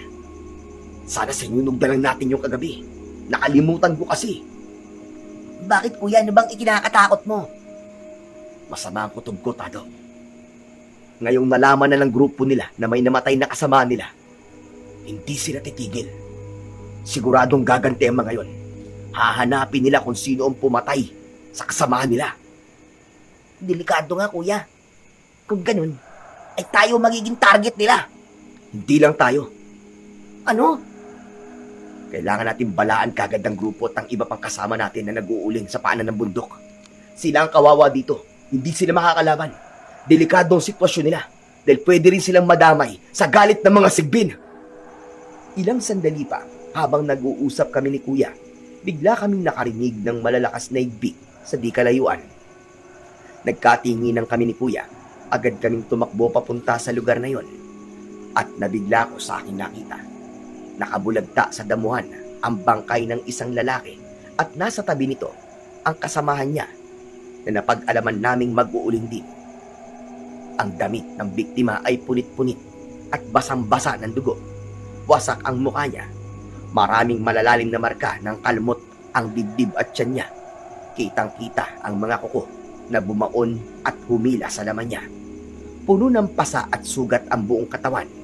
Halatang pinahirapan siya ng gusto bago bawian ng buhay. Nalaman namin kaninang madaling araw ang pag-atake. Ayon sa kasama niya, nagpaalam lang ang biktima na lalayo ng kaunti para umihi sa may bandang puno ng balete. Hindi na ito nakabalik, kaya hinanap niya. Nang malaman namin ng kwento at medyo dumami na rin ang tao sa lugar na yon, nagdesisyon kami ni Kuya na lumayo ng kaunti at mag-usap. Kuya, mukhang magkakatotoong masamang kutob mo ah. Kaya nga Anong gagawin natin? Kailangan nating malaman kung saan nanggagaling ang mga sigbin. Alam mo yung mga aswang na yan, may nag-aalaga sa kanila. At ang kailangan nating malaman kung sino siya para mapagplanuhan natin kung ano ang dapat nating gawin. Meron akong pinagsususpetsahan Kaya lang wala pa akong sapat na ebidensya para patunayan kung siya ba o hindi ang may gawa. Si Mang Berting ba, kuya? Teka, paano mo nalaman na siyang tinutukoy ko? Wala naman, nanghula lang ako. Kasi naman kuya, wala namang ibang tao na galit sa mga mag-uuling kundi siya lang Baka ginagamit niya ang mga sigbin para bawasan tayo. Tama ba ako? Oo, tama ka. Pero gaya ng sabi ko, wala pa akong sapat na ebidensya. Mamaya magpapatawag ako ng pulong, kasama ang mga kapwa natin ang tingero. Pag-uusapan natin ang tungkol sa bagay na ito. Pero sa ngayon, Tado, sumama ka na muna ulit sa akin sa gubat. Doon kita tuturuan ng mga nalalaman ko tungkol sa pakikipaglaban. Tahimik na naglakad si Kuya Celso papasok sa mas malalim na bahagi ng gubat. Nakasunod naman ako sa kanya. At pagdating namin sa isang malawak na espasyo sa gitna ng mga puno, huminto si Kuya. Malinis ang lugar na ito at walang mga baging at malalaking bato. Biglang lumingon si Kuya Celso sa akin at mabilis. Hindi siya nagsalita. Sa isang iglap, nakita ko ang paglipad ng isang bagay mula sa kamay niya papunta sa direksyon ko. Agad kong iniangat ang kamay ko at sinalo ang bagay na yon.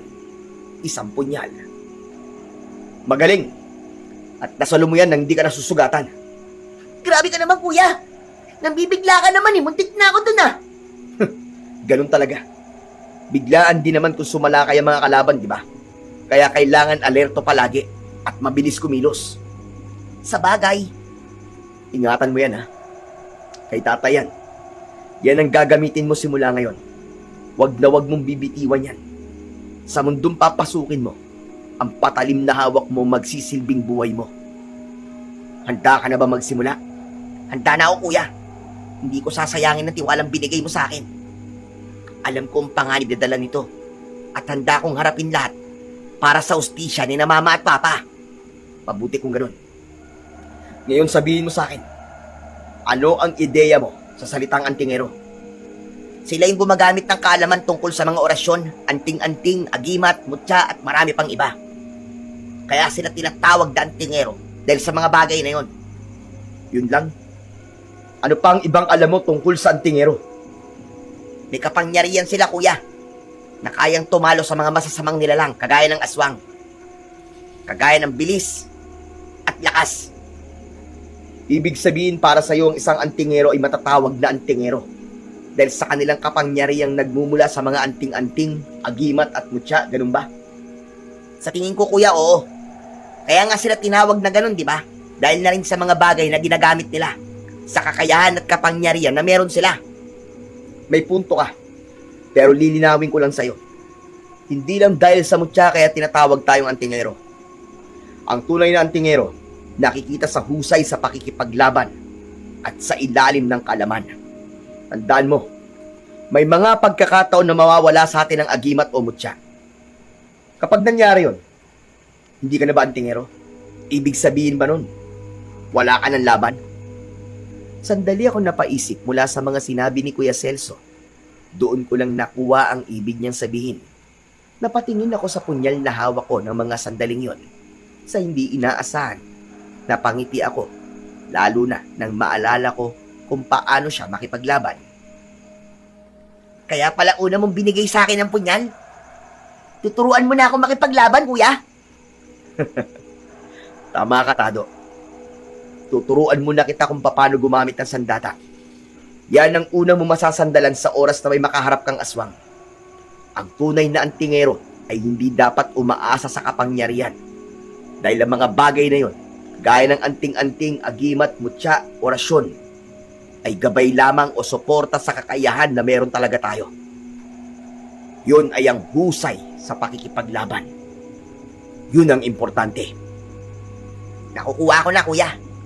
Akala ko noon kapag may mutya ka, malakas ka na. Kaya pala napakatapang mo. Hindi dahil sa hawak mong makapangyarihang bagay, kundi sa kakayahan ng pakikipaglaban na meron ka. Tama ka, Tado. Kahit wala akong mutya, alam kong makakalaban ako at magpapakita ng tapang dahil sa kakayahan na meron ako. Matapos sabihin yon, mabilis na hinugot ni Kuya ang sarili niyang punyal at bigla kong sinugod. Hindi ko inasahan ang bilis niya. Sa halip na sumalo ng patalim, mabilis akong napatalon patalikod at naiwasan ang kanyang saksak. Aba, ang galing ah! Mabilis kang kumilos. Mabilis kang umiwas. Hindi ako pwede magpabaya, kuya. Alam kong di mo ako patatawarin kung magkakamali ako. Tama ka dyan. Dahil sa totoong laban, ang isang pagkakamali ay katumbas ng buhay mo. Huwag mong iisiping ensayo lang to. Ituring mong kalaban ng bawat galaw ko. Handa ka na ba? Handang-handa na, kuya. Ilabas mo lahat ng kaya mo. Yan ang gusto ko. Pero huwag kang puro ilag lang. Huwag kang papadikta sa galaw ko. Dapat ikaw ang magdikta na magiging takbo ng laban natin. Maliwanag ba? Huminga ako ng malalim at hinigpitan ang hawak sa punyal. Sa halip na umatras, sa susunod niyang pag-atake, sinalubong ko ang galaw niya. Umikot ako pa kanan nang iamba niya ang patalim.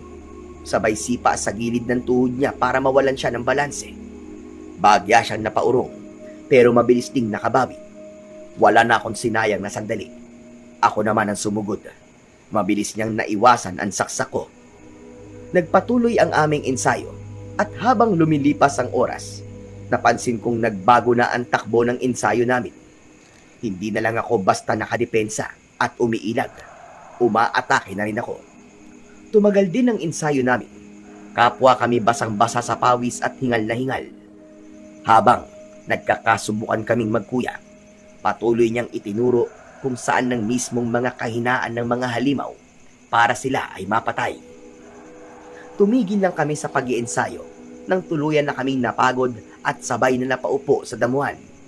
Habang kumakain ng baon naming kamote, napatingin ako kay kuya nang ilabas nito mula sa ilalim ng kanyang damit ang isang kwintas. Hinubad niya yon at ipinakita sa akin. Ito ang tinatawag na mutya ng kidlat. Ito ang makapangyarihang bagay na minana ko kina Papa, na minana rin nila mula pa sa ating mga ninuno. Wow! Ang ganda niyang, kuya. Hugis pangil ang dulo. Paano yan nakuha ng mga ninuno natin? Nakuha raw ito ng pinakabatang antingero nun na nagngangalang Andoy. Isang gabing may malakas na bagyo at walang tigil ang kulog. Nakita niya mismo kung paano tinamaan ng matinding kidlat ang isang malaking puno sa gitna ng gubat. Habang nag-uuling dito, sa may paanan ng bundok bulusan, agad nagliyab ang buong puno. Pero laking gulat ni Andoy dahil hindi daw nasusunog ang puno. Balot na ng apoy ang mga sanga at dahon, pero buong buo pa rin ang kahoy. Pambihira. Hindi na susunog kahit nag-aapoy na. Tama ka. Kaya nilapitan niya ang puno para usisain. Sa mismong gitna ng nag-aapoy na katawan nito, may nakita siyang isang maliit na bagay na sobrang lakas ng liwanag. Kinuha niya yun. Tapos hindi man lang siya napaso. At mula noon, naging antingero na ang angkan natin. Ang astig. Kaya pala ang bilis mo sa galing mo makipaglaban, kuya.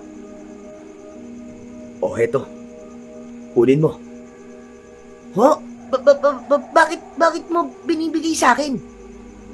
Dahil panahon na para ipasa ko sa iyo ang mutyang ito. Panahon na para ikaw naman ang mga laga nito. Wala, sigurado ka ba, kuya, na ibibigay mo sa akin yan? Samantalang isang araw mo pa lang akong tinuturuan, ha? Wala pa akong masyadong alam at hindi pa ako sigurado kung paano gamitin yan. Handa ka na, Tado. Maniwala ka sa akin. Handang-handa ka na. Talaga? Pero baka masyado pa talagang maaga. Ikaw na rin ang nagsabi, di ba? Hindi sa lahat ng pagkakataon ay mapoprotektahan kita. Hindi sa lahat ng pagkakataon nasa tabi mo ko. Kaya para mawala ang takot sa isipan ko, kailangan kong masiguro na may sapat kang kakayahan at kapangyarihan para protekta ng sarili mo. Mangyayari lang yon kapag hawak mo na ang mutya ng kidlat. Pagkasabi nun ni Kuya Celso, buo na ang desisyon ko. Naintindihan ko ang gusto niyang mangyari at bilang kapatid, buong puso kong tatanggapin yon. Huminga ko ng malalim at dahan-dahan kong inilapit ang kanang palad ko sa mutya. Pagkadikit pa lang ng balat ko sa agimat, napasigaw talaga ako ng malakas. Matinding sakit at hapdi ang naramdaman ko dahil sa lakas ng boltahe ng kuryenteng dumaloy papunta sa buong katawan ko. Pilit kong binibitiwan ng mutya pero mahigpit na itong nakakapit sa palad ko. Kusang dumikit ang agimat sa balat ko kaya hindi ko maalis-alis. Unti-unting dumilim ang paningin ko bago pa ako tuluyang mawalan ng malay. Napasulyap pa ako kay Kuya Celso. Nakita kong nakangiti siya sa akin. Pagmulat ng mga mata ko, nakahiga na ako sa hindi pamilyar na papag. Kahit nanghihina, pinilit kong bumangon para alamin kung nasaan na kami. Sa bawat galaw at takbang ko, nanginginig pa rin ang mga kalamnan ko dahil sa epekto ng boltahe. Napahinto ako sa paglalakad nang may maramdaman akong malamig na bagay na nakasabit sa leeg ko. Nang kapain ko ito, laking gulat ko. Ang mutya ng kidlat ay nakasuot na sa akin. Kasabay nito ay nakita kong pumasok sa silid ang kuya ko. Kuya, bakit nasakit pa rin to? Ayoko na pong makuryente. Masakit eh. Di mo na kailangang alisin yan dahil di ka na rin makukuryente. Sa una mo na mararamdaman yon dahil pinapasa pa nito sa'yo ang kapangyarihan. Ganun ba? Kinakabahan kasi ako dahil akala ko may hihimatay na naman ako eh. Kuya, nasan pala tayo ngayon? Medyo nahihilo pa ako kaya hindi ko mamukhaan ng kwartong ito. Nandito tayo ngayon sa kuta. Saktong gising mo, halika. Sumama ka sa amin sa pagpupulong. Inalalayan ako ni Kuya Celso paglabas ng silid na yon. Pagdating sa pinakasala, nadatnan ko roon ng mga kapwa namin ang tingero. Si Mang Nestor ang nagsasalita ng mga sandaling yon dahil siya ang kasalukuyang pinuno ng aming samahan. Ayon sa kanyang pagsasalaysay at paliwanag, bukas ng umaga raw kami aatake sa kuta ng mga aswang. Pinakinggan ko pa ang mga sinasabi nito at nabigla ako dahil ang tinutukoy nitong kuta ay ang baryo ng mga katutubo sa itaas ng bundok. Hindi ko tuloy maiwasan na sumingit sa usapan. Teka lang po, makikisali lang po sa usapan. Sigurado po ba kayong sila ay mga aswang? May patunay na po ba? May mga kasamahan tayong antingero na nagbanban sa itaas ng bundok. Nakita nilang ilang mga katutubo na may inililibing na kung ano.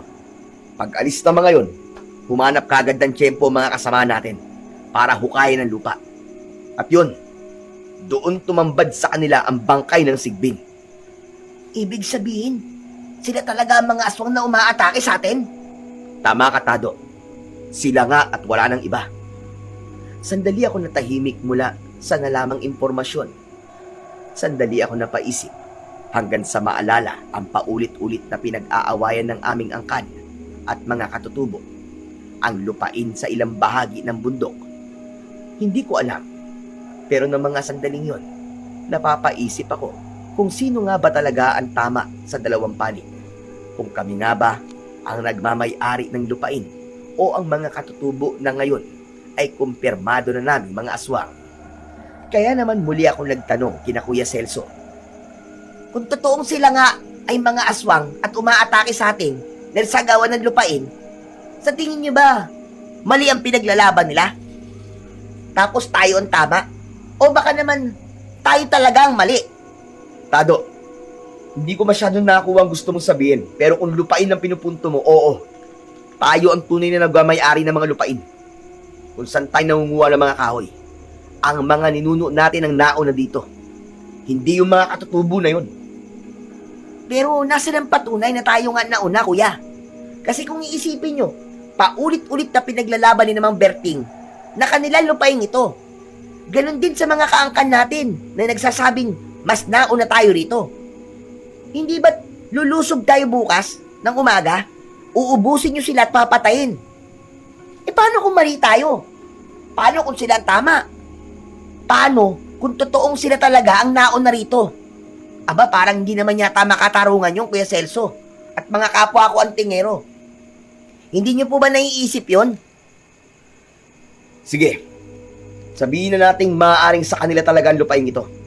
Pero dapat bang umatake sila at pumatay ng mga inosenteng tao? Sige nga, ang mga mag-uuling, ang mga magulang natin. Sa tingin mo, makatarungan din ba yun? Siyempre hindi, kuya. Ano pang nagiging dahilan mo? Bakit parang pinagtatanggol mo sila? Kung ayaw mong tignan ng lupain bilang rason na lumaban, balikan mo na lang yung mga nangyari sa naging biktima nila.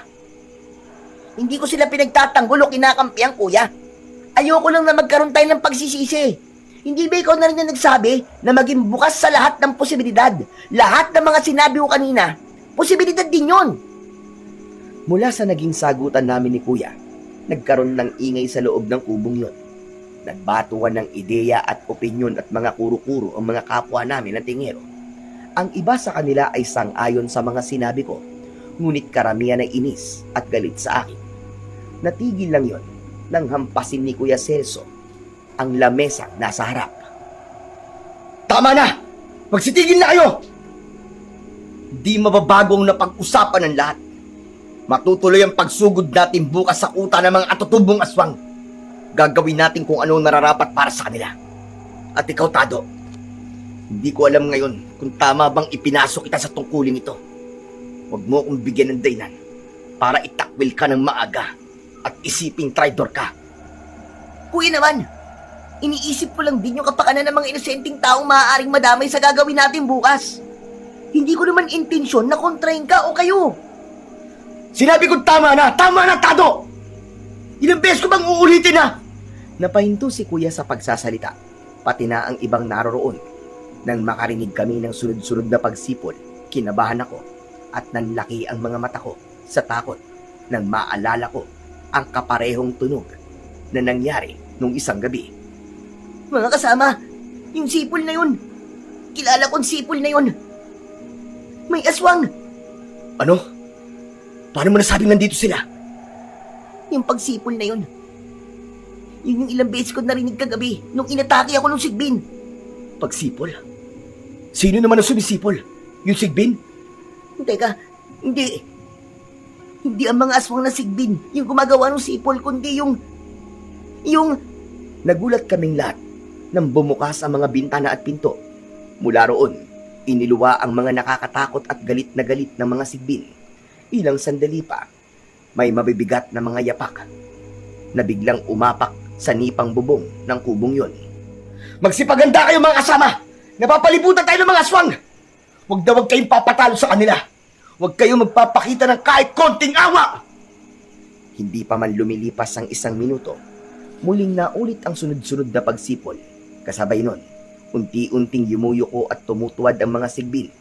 Sabay-sabay na sumugod ang mga aswang. Gamit ang aming mga patalim, isa-isa namin silang hiniwa at pinagsasasaksak. Ang iba sa mga ito ay agad ding bumabangon at muling umaatake. Maging alerto kayo! Sa batok nyo sila saksakin! Sugod! Ewan ko ba, pero ng mga sandaling yon, ang gaan-gaan ng katawan ko. Kakaibang bilis at liksi ang nararamdaman ko. Bawat sugod ng mga sigbin, madali kong naiilagan. Wala akong sinasayang na segundo. Sa bawat iwas ko, agad din akong nakakaganti ng saksak. Nang mapabagsak namin ang mga nakaharang sa pinto, mabilis akong tumakbo palabas ng bahay. Paglabas ko, umalingaw-ngaw na naman ang isang matinis na sipol. Mula sa itaas ng malalaking puno, sunod-sunod na nagtalunan pababa ang iba pang mga sigbin. Pulang-pula ang mga mata nila at galit na galit silang sumugod sa pwesto ko. Sisigaw na sana ako ng mga pagkakataong yon para humingi ng tulong kay Kuya. Pero napigilan ko ang sarili ko. Naisip ko, ito na ang tamang oras para patunayan ko na kaya ko nang lumaban ng mag-isa. Hinigpitan ko ang hawak ko sa punyal at buong tapang na inihanda ang sarili sa bakbakan. Pasensya na. Hindi na ako antado na dating duwag at laging takot. Matapang na ako. Kagaya ng Kuya Celso ko. Gaya ng isang kidlat, isang mabilis na pagtakbo at pag-atake ang ginawa ko. Gamit ang kakayahang itinuro ng kuya ko, buong lakas kong iwinasiwas ang punyal sa mga batok ng sigbing sumusugod sa akin. Lahat sila ay napapasigaw at paisa-isang nagbabagsakan. Nang isa na lang ang natira, sinaksak ko yun at saka sinipa pabalik sa madilim na gubat. Binalaan ko na kayo. Hindi na ako duwag gaya ng dati. Hindi na ako basta mag-uuling lang. Isa na ako ngayong ganap na antingero. Tumalikod ako upang balikan sina kuya, ngunit napahinturin nang muling maulit ang pagsipol. Sa pagkakataong yon, mas malakas at mas marami na. Dahan-dahan akong muling napalingon sa kagubatan. Hindi ko pa man nakikita, pero alam kong maraming sigbin ang nanggagaling doon. Hindi namin kakayanin ang labang ito. Anong gagawin ko? Anong pwede kong gawin para... Teka. Mutya, baka matulungan mo naman ako. Hindi man sigurado, kinuha ko ang kwintas sa loob ng aking damit at mahigpit yung hinawakan. Pumikit ako ng ilang segundo at sa aking pagdilat, nagliwanag ang mga mata ko. Doon, naging malawak at malinaw ang aking paningin. Ngayon ay mas napagmasdan ko ang napakaraming aswang na papalapit ngayon sa aming direksyon. Inilibot ko ang aking malinaw na paningin upang hanapin ang isang taong maaaring maging dahilan upang matigil ang madugong labanan. Tado! Ano nangyari dito? Ikaw ba tumalo sa mga sigbin na yan? Oo, Kuya Celso. Kaya lang, may mga paparating pa. Ang dami nila. Mga ilan pa? Nakikita mo ba? Hindi ko sila mabilang, Kuya. Napakarami nila. At malapit na sila makarating dito, Kuya. Ano? Hindi pwede. Baka hindi natin sila kayanin. Isang paraan na lang ang naiisip ko, Kuya. Muling naulit ang pagsipol at nang mapatingin ako sa hindi kalayuang direksyon, nakita ko sa likod ng malapad na bato ang pamilyar na tao, si Mang Berting. Tuluyang naglabasan sa kagubatan ang napakaraming mga sigbin. Lahat sila ay nakatuwad at handang-handang ubusin ang mga kapwa namin ng tingero. Pinakiramdaman ko ang kapangyarihan ng kwintas at nang maipasa ang bultahe ng kuryente sa aking punyal, dahan-dahan ko yung itinaas sa ere. Ilang sandali pa, ibinato ko yun na parabang bumirang papunta sa papasugod ng mga sigbin. Bumuo ito ng nakakasilaw na liwanag na parabang sa kidlat. Lahat ng tamaan ay nangingisay at agad na bumabagsak. Pagbagsak ng unang grupo, mabilis na bumalik sa kamay ko ang umuusok pang punyal. Kasabay nito, umabante na rin ang mga kasama naming antingero. Sumigaw ng isang malakas na orasyon si Mang Nestor. Biglang umilaw ang mga nakaukit na salita sa talim ng kanyang itak. Sa bawat taga at iwas niya, nahati ang katawan ng mga sumusugod na halimaw. Ang ibang mga kasamahan namin ay gumamit ng mga sibat at makakapal na yantok. Dahil sa taglay nilang agimat, hindi pangkaraniwan ang lakas nila at liksi. Tumatalon sila ng mataas at diretsong ibinabaon ang mga armas sa batok ng mga kalaban. Nakita ko rin si Kuya Celso sa gitna ng labanan. Mabilis siyang umiiwas sa mga kalmot. Bawat suntok at tadyak niya ay nagpapabagsak ng sigbin. Basag kagad ang buto ng mga halimaw pagtama ng kamao niya. Sa bilis ng galaw niya, hindi siya maabot ng mga kuko at pangil ng mga kalaban. Ako naman ay mabilis na tumakbo at sumulpot sa harap ni Mang Berting. Itigil mo na to, Mang Berting! Itigil mo na ang pag-utos mo sa mga alaga mong sigbin! Oo! Alam ko nang ikaw ang dahilan kung bakit sila sumusugod sa mga mag-uuling. Ikaw ang kanilang amo at ikaw ang may kakayahang utusan sila para pumatay. Ngayon, Mang Berting, utusan mo silang itigil na ang pagsugod sa amin. At kung ayaw ko May magagawa ka ba? Meron, Mang Berting. Marami akong pwedeng gawin sa'yo. Itinaas ko ang aking kanang palad at ilang segundo lang bumalik sa aking kamay ang nagliliwanag na punyal. Itinutok ko ang talim nito sa liig ng matanda at siya naman ay dahan-dahang napatras. Anong gagawin mo sa akin? Papatayin mo ako? Sige, gawin mo na! Yan naman talaga ang gawain ninyo. Ang pumatay para makuha ang gusto nyo. Anong pinagsasabi mo? Baka nakakalimutan mong ikaw ang dahilan kung bakit namatay ang mga magulang ko. Kaya't meron akong dahilan para kunin din ang buhay mo. Dapat lang sa kanila yon. Dapat lang silang mamatay dahil sa panggugulong ginawa nila sa aming lugar. Hindi ako nagsisisi sa mga nagawa ko dahil kulang pa yan sa nagawa ng mga ninuno mo. Tungkol ba ito sa lupain at bundok? Tungkol ba ito sa walang kwentang bagay na naging dahilan para pumatay kayo ng mga inosenteng tao? Walang kwenta para sa'yo lupain ito. At anong sinasabi mong inosente? Para sabihin ko sa'yo, bata, hindi inosente ang mga ninuno mo. Sila ang unang umatake sa amin at gumaganti lamang kami. Anong ibig mo sabihin? Nagulat ako dahil ang matapang na ekspresyon ng muka ni Mang Berting ay napalitan ng lungkot. Ilang sandali pa, yumuko siya habang isinasalaysay ang nakaraang hindi namin alam. Tahimik na namumuhay ang mga ninuno namin noon dito sa paanan ng bundok bulusan. Malaya silang nakapag-aalaga ng mga hayop at nakikinabang sa sarili nilang lupa. Hanggang sa dumating ang isang grupo ng mga antingero. Nakiusap silang makitira dahil tinutugis daw sila ng mga masasamang nilalang sa kabilang bayan. Pumayag naman ang mga ninuno ko basta't walang gagawing gulo. Hanggang sa lumipas ang ilang taon, biglang nag-iba ang paninindigan ng mga antingero. Inatake at pinatay nila ang mga alagang hayop ng mga katutubo dahil pagmamay-ari raw yun ng mga aswang. Hanggang sa pinalaya sila ng mga ninuno ko. Pero nagmatigas ang mga antingero. Inangkin nila ang lupa namin. Gusto raw nilang linisin ang bundok at ubusin lahat ng konektado sa dilim. Napilitang magtago ang mga katutubo sa mismong lupain nila. Hindi. Hindi totoo ang sinasabi mo. Huwag ka munang magsalita. Marami ka pang malalaman. Saka gusto ko lang linawin. Hindi totoo ang haka-haka na lahat kami ay aswang. Mga inosenteng tao lang ang mga ninuno ko.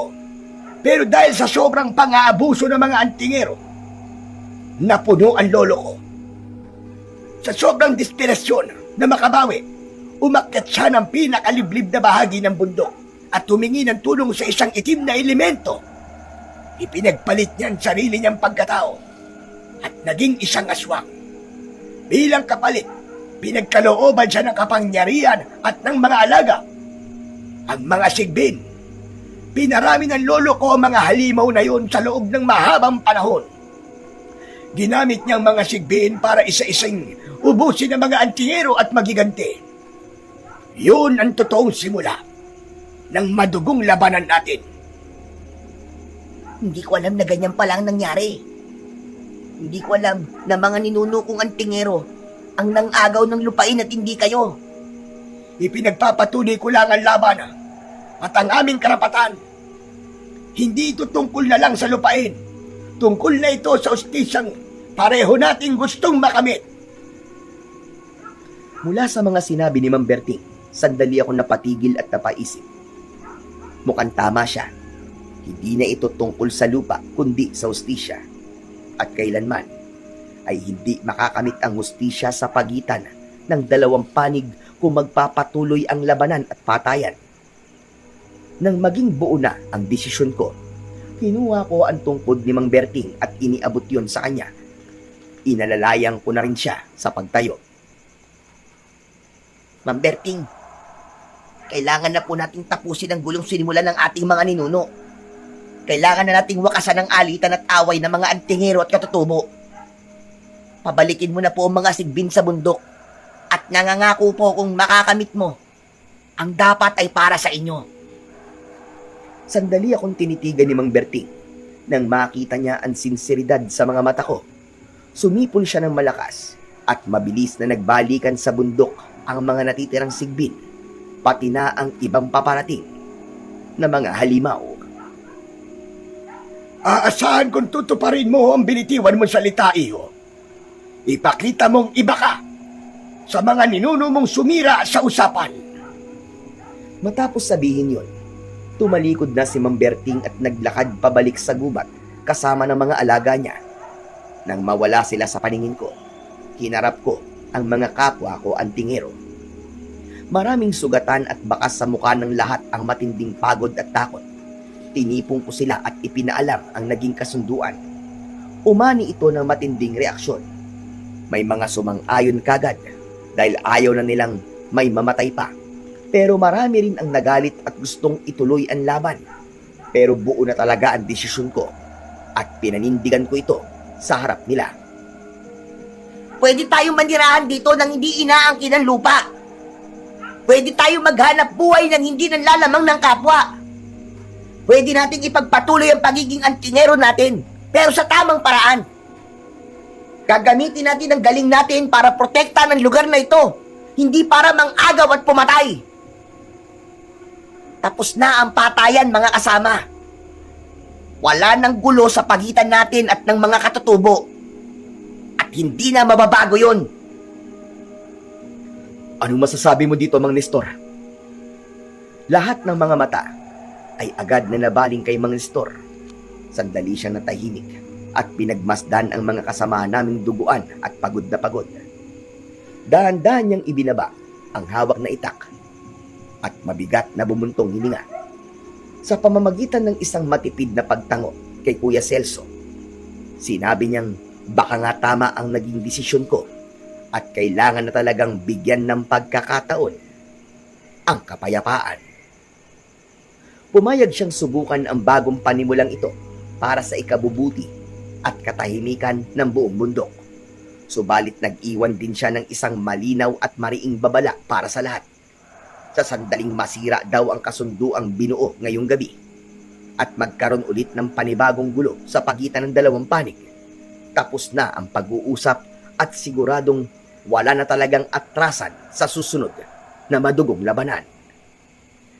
Nang marinig yon mula kay Mang Nestor, sunod-sunod na ring sumang-ayon ang iba pang mga antingero at tuluyan ng ibinaba ang kanilang mga armas. Sa paglipas ng mga taon, tuluyang naghilom ang sugat ng nakaraan. Napatunayan naming posibleng mamuhay ng tahimik at magkakasama. Malaya na ulit na nakakaakyat at nakakababa ng bundok ang lahat. Walang nag-aaway, walang nag-aagawan ng lupa. At ang mag-uuling noon sa paanan ng bundok bulusan na minsang naging duwag ay naging kilala at mahusay na antingero sa kasalukuyan.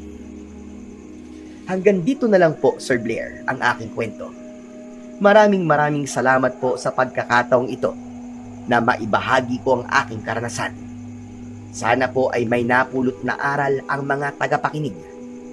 Lalo na po sa pag-intindi at pagrespeto sa mga nakakasama natin sa iisang mundo. Maraming salamat po. Hanggang sa muli.